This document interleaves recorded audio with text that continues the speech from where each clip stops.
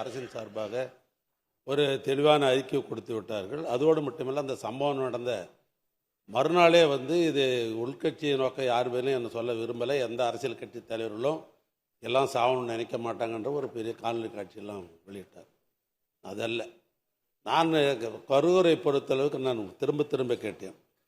இப்படி ஒரு சம்பவம் நடந்து 2 தினங்களுக்கு முன்னால் அதே இடத்துல எதிர்கட்சி தலைவர் அங்கே பேசியிருக்கிறார். என்ன விஜய் என்கிற இந்த நடிகர் கட்சியை சேர்ந்தவர் என்ன கூட்டம் கூடியதோ அதை விட ஒரு அதிகமாக ஒரு 1000 பேர் அதிகமாகவே எதிர்கட்சி தலைவருக்கு அதே இடத்திலே கூடினார்கள்.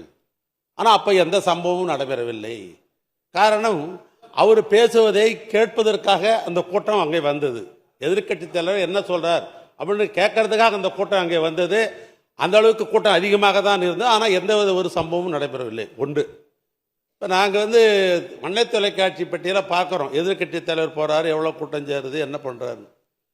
அவர் ஒரு பச்சை பஸ்ஸில் ஏறிக்கொண்டு அந்த கூட்டம் போகிறதுக்கு முன்னாலே என்ன பண்ணுறாரு, 2 பக்கத்தில் இருக்கிற அந்த தொண்டர்களை கையாட்டி அசைத்து அவளை மகிழ்ச்சிக்கு உள்ளாக்கி கொண்டு போகிறாரு.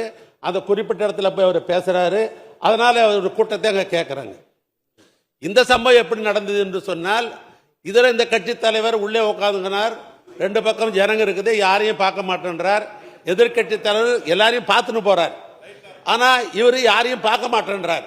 அந்த குறிப்பிட்ட இடத்துக்கு போறார், பார்க்கலேன்னு இந்த கூட்டம் போற அங்கே நெறியுதன் மூலமாக அங்கே நெரிசல் ஏற்படுது. நான் கேட்க விரும்புது, ஏற்கனவே அதே இடத்துல தான் நீங்க பேசுனீங்க, ஏன் அங்கே ஒரு சின்ன சம்பவம் நடாமல் அன்றைக்கு காவல்துறை மிக சிறப்பாக பணியாற்றி இருக்கிறார்கள். எதிர்கட்சி தலைவர் மேல் எந்தவித குற்றச்சாட்டும் வராத அளவுக்கு பாதுகாத்திருக்கிறார்கள். ஒரு சின்ன சம்பவம் நடைபெறவில்லை.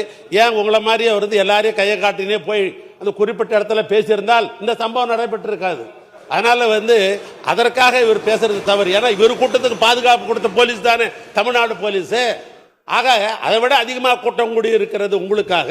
அப்போ உங்களுக்கு வந்த கூட்டம் கேட்பதற்காக வந்த கூட்டம், இது பார்க்கறதுக்கு வந்த கூட்டம் நெரிசல் ஏற்பட்டு விட்டது.